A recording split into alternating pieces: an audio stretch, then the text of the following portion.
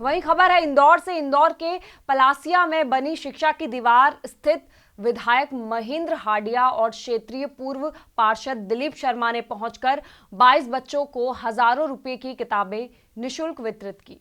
मध्य प्रदेश के इंदौर शहर में देश की पहली शिक्षा की दीवार बनी है, जहां गरीब और जरूरतमंद बच्चों की पढ़ाई के लिए शिक्षा के दीवार से मुफ्त में किताबें उपलब्ध कराई जाती हैं। इंदौर शहर के पलासिया क्षेत्र में आदर्श सड़क पर बनी शिक्षा की दीवार स्थित विधानसभा क्षेत्र क्रमांक 5 के विधायक महेंद्र हाडिया और क्षेत्रीय पूर्व पार्षद दिलीप शर्मा ने आज पहुंचकर 22 जरूरतमंद बच्चों को किताबें वितरित की।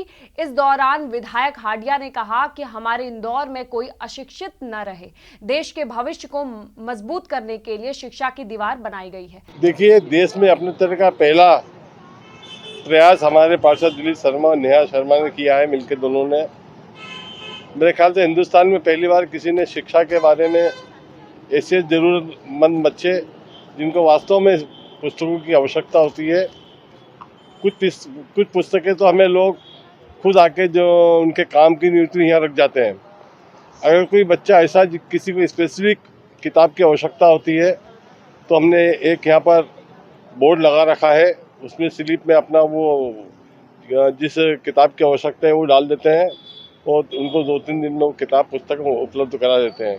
कापियाँ का वितरण तो हमारे साल हज़ारों बच्चों को करते हैं। कापियाँ का वितरण भी हम यहाँ से कर रहे हैं कि जो बच्चे जिनको वास्तव में इसकी आवश्यकता हो वो यहाँ से कापी भी ले आ सकते हैं। और उनके कोर्स की ऐसी किताबें जो लोग यहाँ डाल के नहीं जाते हैं, अगर हमको बाजार से खरीदनी पड़ती है तो हम खरीद कर उन बच्चों को वो पुस्तकें उपलब्ध कराते हैं।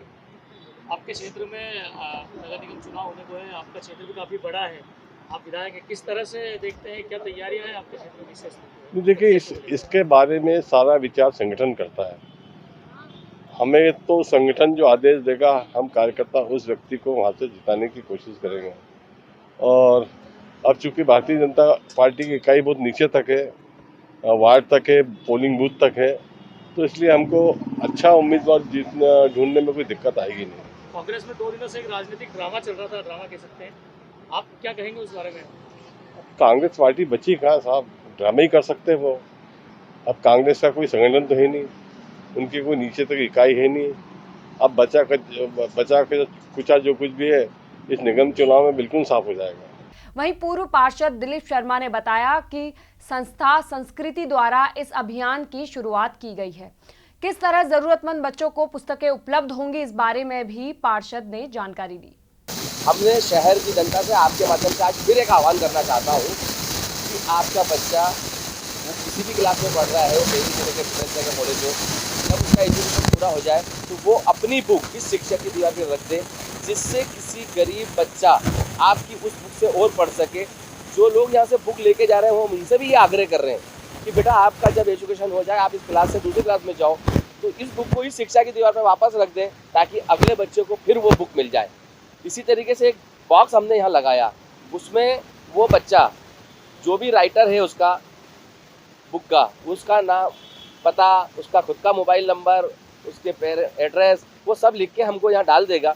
हम हर 8-10 दिन में इस बॉक्स को खोलते हैं और उसके बाद हमारा संस्था संस्कृति के माध्यम से हम उसका सर्वे करते हैं। जो लोग इसमें हमें लगता है कि इनको बुक देना चाहिए, उनको हम 100% परचेस करके उपलब्ध कराते हैं। मेरा आप लोगों के माध्यम से एक आह्वान और करना चाहता हूँ कि किसी गरीब का हक कोई ना छीने, ये हक गरीबों का है। कुछ लोग अब की बार भी हमारी सूची में ऐसे आ गए जो वहाँ के सक्षम परिवार से थे, तो मैं उनसे आग्रह करता हूँ कि किसी गरीब की मदद के लिए हमने सब काम किया है, इसलिए वो कोशिश करें कि यहाँ वही आए जिसकी आवश्यकता है, जो गरीब है, जिनके माता पिता अपने बच्चों को बुक ना दिला पाए। आदर्श स्वच्छ स्मार्ट गटर क्लास रोड है। माननीय मोदी जी ने बोला था कि पूरे देश को स्वच्छता अभियान चलाया, उसके तहत हमने इस रोड को स्वच्छ और स्मार्ट रोड मैंने बनाई। मैंने एक सपना देखा था कि शहर में, देश में, प्रदेश में एक ऐसी रोड हो जिसपे बैठ के खाना खाया जा सके। आप देख रहे हैं कि आज भी ये 1 वर्ष हो गया, इसको 25 दिसंबर को 1 वर्ष हो गया था। हमने अटल जी का फिर यहाँ जन्मदिन मनाया था उस रोज। और ये स्वच्छ स्मार्ट रोड है। यहाँ पर एक नेकी की दीवार है जिसपे लोग कपड़े रखते हैं। इस तरह का फूड ATM था, गाय के लिए रोटी के लिए हमने वो डिब्बे लगाए थे जिसमें वो रखते हैं। एक मन में आया, हमारी बहन है छोटी, उसने बोला कि भैया कुछ करना चाहिए। मैंने कहा ठीक है। तो एक शिक्षा की दीवार फिर हमने 25 दिसंबर को अटल जी के जन्मदिन पे इसको चालू किया। मैं समझता हूँ देश में पहली ये शिक्षा की दीवार है। इसमें बहुत सारी चीजों का फायदा ये है कि तो पर्यावरण की हम रक्षा कर रहे हैं, पेड़ों की कटाई नहीं होगी, यहाँ किसी के लिए कोई रोक टोक नहीं है। वो अगर खरगोन कई बार, जैसे पिछले बार एक मानपुर का बच्चा आया, तो यहाँ से बुक ले रहा था, मैं यही खड़ा था, बोला जब मानपुर से आया मुझे मालूम पड़ा, तो हमने रोका नहीं उसे, वो ले जा सकता है, क्योंकि गरीब पूरे देश में कहीं भी रहता है, उसकी आर्थिक स्थिति ठीक नहीं है, तो वह यहाँ से ले जा सकता है। पर आप सोशल मीडिया के माध्यम से, आप प्रिंट मीडिया, इलेक्ट्रॉनिक मीडिया के माध्यम से मैं यही आग्रह करूँगा कि लोग अपने बच्चों की जो बुकें हैं उनका एजुकेशन होने के बाद यहाँ रख दें, जिससे कई गरीब बच्चों का भला होगा। देखिए, इसमें सरकार पे भी लोड कम होगा। अभी सरकार शिक्षा पे सबसे ज़्यादा ध्यान दे रही है। अगर इन बुकों का हम, एक बुक को अगर किसी ने, कोई बच्चा 10th में है और उस बुक को हमने 10 बच्चों तक पहुंचा दी, हर साल एक बार, तो एक बुक से 10 बच्चे पढ़ लिए, नहीं तो वो तो रद्दी में बिक जाती है। तो सरकार को भी एक सपोर्ट इसमें ये मिलेगा, हमारी स्टेट गवर्नमेंट को, कि उनका बहुत सारा बुक पे खर्च नहीं है। आज भी हमने जो 23 बच्चों को आपके सामने जो बुकें दी है, ये करीब 24,000 रुपये की हम लोग ने परचेस की और बच्चों को दी है। अभी कुछ बच्चे और आने वाले, जो 2-3 बच्चे, 4 बच्चे रह गए हैं इसमें, उनको भी हम देंगे। अगर वो आज नहीं आए तो हम कल उनको बुला के पर देंगे जरूर। तो हमारी एक संस्था है, संस्था में कुछ सक्षम लोग जुड़े हुए हैं, मैं उन लोगों को भी धन्यवाद देता हूँ। ऐसे लोग जो हमसे जुड़ना चाहते हैं, देखिए इसमें किसी को पैसे नहीं देना है। हमने हमारी संस्था में एक नियमों का पालन किया है कि इस संस्था में कोई पैसे नहीं लेगा। हम उस पर्ची को जिसकी इच्छा हो हमसे ले ले, वो बुक खरीद के लाके और यहाँ रख दे, उस बच्चे को अपने हाथ से दे दे। एक बच्चे ने आईएएस बुक के लिए भी पत्र लिखा है। आ गए, वो बच्ची आ गई है, अभी आपके सामने, उसको भी हम देंगे।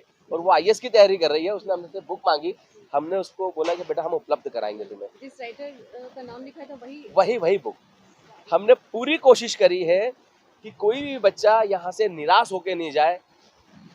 कुछ भी होगा, लेकिन हम उन बच्चों की शिक्षा की चिंता करेंगे। शिक्षा की दीवार का जो एक कंसेप्ट में लेके आया, उसका हमारा एक ही सोच था कि लोगों तक शिक्षा को कैसे बढ़ावा मिले। देखिए, आज भी हमारे देश में शिक्षा की लोग कम हैं, बच्चे आज भी शिक्षित नहीं है। चाहती हूँ, उनकी वजह से आज मुझे मेरे सपनों को पूरा करने का मौका मिला।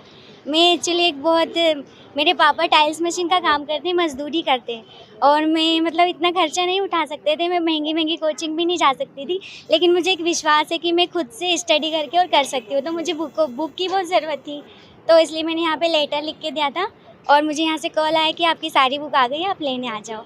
तो मैं सभी का बहुत धन्यवाद करती हूँ, ताकि आपने मुझे मेरे सपनों को उड़ान दी, इसके लिए धन्यवाद। नाम बताइए। जी, मेरा नाम योगिता कौल है। कहाँ रहती हैं? जी, मैं बड़ी ग्वालटोली में रहती हूँ।